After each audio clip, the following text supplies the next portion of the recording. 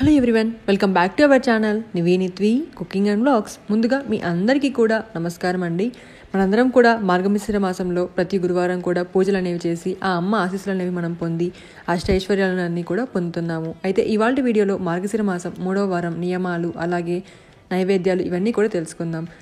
మనం లక్ష్మీ పూజ అంటేనే గుమ్మాన్ని చక్కగా అలంకరించాలండి. ఇలా అమ్మవారి పాదాలు వేసి గుమ్మాన్ని పూజించాలి. ఆ తర్వాత మనం దేవుడి గదిలో కానీ పక్కన మందిరంలో తూర్పు వైపు కానీ పడమర వైపు కానీ ఉండేటట్టుగా ఫేస్ అనేది పెట్టుకొని చక్కగా అయితే దేవుడిని అలంకరించుకోవాలి. ఏ వారంకి ఆ వారం అమ్మవారి ఫోటో క్లీన్ అనేది చేసి చక్కగా తుడిచి తర్వాత గంధపు కుంకుమ బొట్లతో అలంకరించి అమ్మవారికి పత్తి ఒత్తిని సమర్పించి ఒక్కొక్క వారం ఒక్కొక్క పువ్వులతో అలంకరణగా చేసుకోవచ్చు. లేదు అంటే సింపుల్గా అయినా చేసుకోవచ్చు. ఇవాల్టి వారంలో 8 ఉసిరికాయలతో పూజ అనేది చేయబోతున్నానండి. అలాగే మనము ఏ పూజనైనా ప్రారంభించినప్పుడు గణపతి పూజ అనేది చాలా ఇంపార్టెంట్. ఆ స్వామివారిని మనం పూజించి ఏ పూజైనా చేస్తే కానీ మనకు ఆ దేవుడి యొక్క ఫలితం అనేది, మనకు కటాక్షం అనేది ఉండదు. ఆ అమ్మవారే స్వయంగా చెప్పారు, ఎవరైతే నిన్ను పూజించకుండా నన్ను పూజిస్తారో గణపయ్య వారికి నేను కరుణించను అని చెప్పారంట. నేను ఒక వీడియోలో చూశానండి, దేవుడి ఒక పురాణంలో.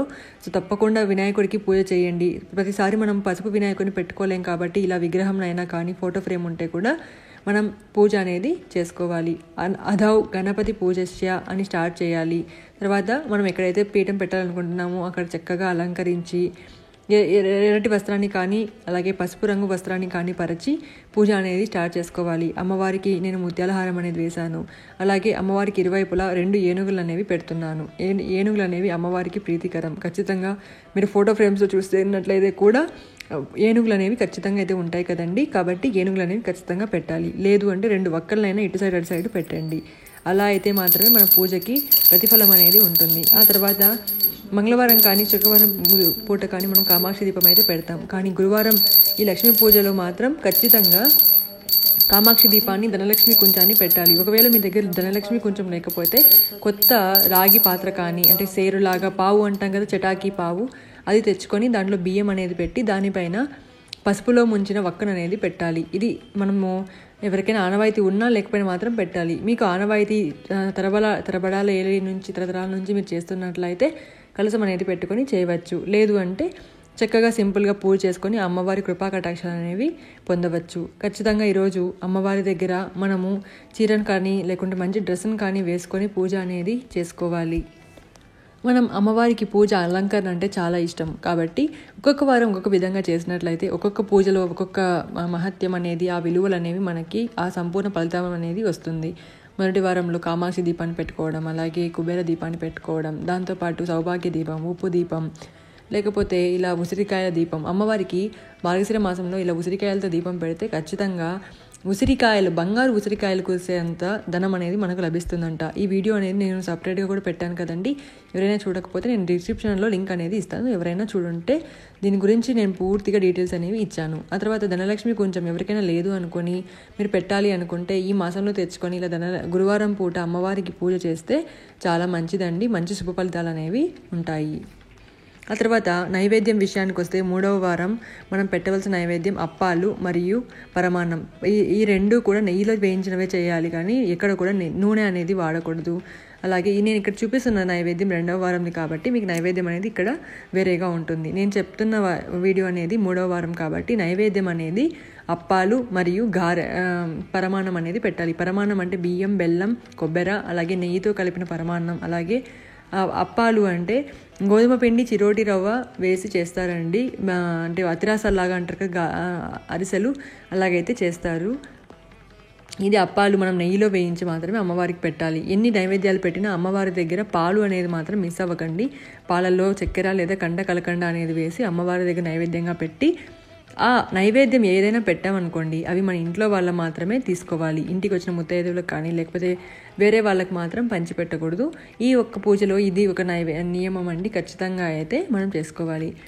ఎప్పుడైనా మీరు ఉసిరికాయ దీపం పెట్టినప్పుడు కనకదార స్తోత్రం అనేది చదువుకోవాలి. 21 శ్లోకాలకి 21 పువ్వులతో కానీ లేకపోతే 21 వేరే అంటే ఏవైనా చిట్టి గాజులు అలా ఉంటాయి కదా, వాటిని పెట్టుకుంటూ మనం కనకదార స్తోత్రం అనేది ముగించుకోవాలి. కనకదార స్తోత్రం ఏ ఇంట్లో అయితే వినపడుతుందో ఆ ఇంట్లో బంగారు ఉసిరికాయలంతా కురిసినంత ధనం అనేది లభిస్తుందంట. అలాగే కనకదార స్తోత్రం అనేది లక్ష్మీదేవికి ఇష్టమైన స్తోత్రము.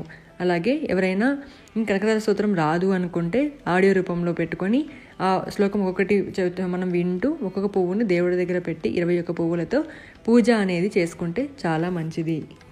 ఇంకొకటి చాలామందికి తెలియని డౌట్ ఏంటంటే, ఇప్పుడు ఇది 3వ వారం డిసెంబర్ 8వ తేదీ వస్తుంది, కానీ పీరియడ్ వల్లనో లేకుంటే ఊరికి పోవడం వల్లనో ఏదైనా అడ్డంకి వల్ల మీరు 1వ వారమో లేదా 2వ వారమో చేస్తున్నారనుకోండి, నైవేద్యం మాత్రం ఏ వారంకి ఆ వారమే పెట్టాలి. ఇప్పుడు 3వ వారం కదా అని మీరు డైరెక్ట్గా అప్పాలు అలాగే పరమాన్నం అనేది పెట్టకూడదు. మొదటి వారం పులగం, 2వ వారం అట్లు తిమ్మనం, 3వ వారం అప్పాలు అలాగే పరమాన్నం, 4వ వారం గారెలు అలాగే మనం అనేది పెట్టాలి. 5వ వారం బూరెలు అంటే పూర్ణం బూరెలు ఉంటాయి కదా, అలా మీరు ఎన్ని వారాలు చేస్తున్నారో ఆ వారం బట్టి నైవేద్యం అనేది పెట్టాలి. అలాగే ఉసిరికాయ దీపం ఎప్పుడు పెట్టినప్పుడు కూడా అది 21 నిమిషం పాటు వెలుగుతూనే ఉండాలి. మనం ఇలా పెట్టగానే అలా కొండెక్కిపోతూ ఉంటాయి కదా, అలా కొండెక్కితే వాటికి ఉన్న పవర్ అనేది మనకి తగ్గిపోతుంది. కాబట్టి గుడిలో కూడా ఎక్కడైనా కూడా అండి ఉసిరికాయలు వెలిగించినప్పుడు దీపం పెట్టినప్పుడు 21 నిమిషాల పాటు అవి వెలుగుతూనే ఉండాలి. అలా వెలగడానికి మీరు ఏం చేయాలి అంటే కింద మనం ఆయిల్ అనేది పోస్తూ ఉండాలి. నూనె కానీ కొబ్బరి నూనె కానీ వాడితే ఈ పూజలో చాలా శ్రేష్టం. అమ్మవారికి ఆవు నెయ్యితో దీపం వెలిగిస్తే చాలా శ్రేష్టం అండి. లేదు అంటే కొబ్బరి నూనెతో వెలిగిస్తే ఐశ్వర్యం అనేది లభిస్తుంది.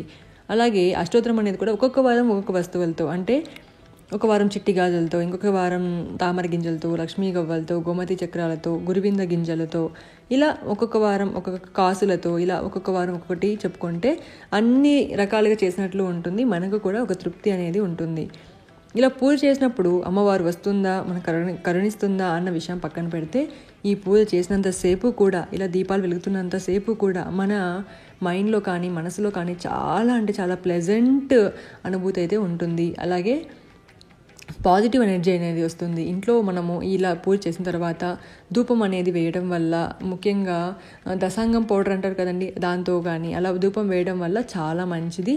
ఇంట్లో నెగిటివ్ ఎనర్జీ ఏమైనా ఉంటే కూడా వెళ్ళిపోతుంది. అలాగే చికాకులు, గొడవలు, ఆరోగ్య సమస్యలు ఏవైనా ఉంటే కూడా వెళ్ళిపోతాయి. సాయంత్రం పూట కానీ అమావాస్య రోజు కానీ మనము ఇలా ధూపం వేయడం వల్ల చాలా మంచిది. అలాగే అమ్మవారికి మంగళహారతి ఒక్కొక్క వారం ఒక్కొక్క విధంగా, ఇప్పుడు మేము పగడాలతో చేస్తున్నాం కదా, నెక్స్ట్ ముత్యాలతో, అలాగే ఎర్ర నీటితో, అలాగే ఒక్కొక్క వారం ఒక్కొక్క విధంగా మనం అమ్మవారిని అలంకరించి దిష్టి తీసి హారతినిచ్చి అలా చేయటం వల్ల చాలా మంచిదండి.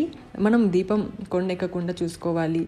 గురువారము మనం పీఠం అనేది పెడతాం కదా, శుక్రవారం అనేది కదపకూడదు, శనివారం మాత్రమే కదపాలి, ఆదివారం కూడా కదపకూడదు.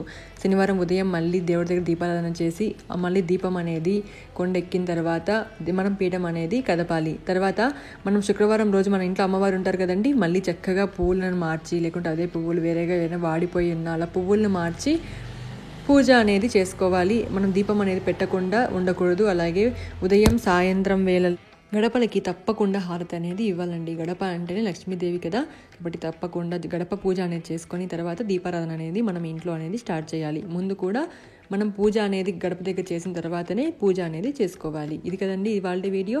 మీకు నచ్చింది అనుకుంటున్నాను, హెల్ప్ అయింది అనుకుంటున్నాను. నైవేద్యం ఏది పెట్టాలి, అలాగే ఏం చదవాలి, ఇవన్నీ కూడా చెప్పాను అనుకుంటున్నాను. మీకు నచ్చి హెల్ప్ అయితే లైక్ చేయండి. మరిన్ని మంచి విశేషమైన భక్తి వీడియోస్ కోసం మన ఛానల్ని తప్పకుండా సబ్స్క్రైబ్ చేయడం మాత్రం మర్చిపోకండి. సర్వేజన సుఖినో భవంతు.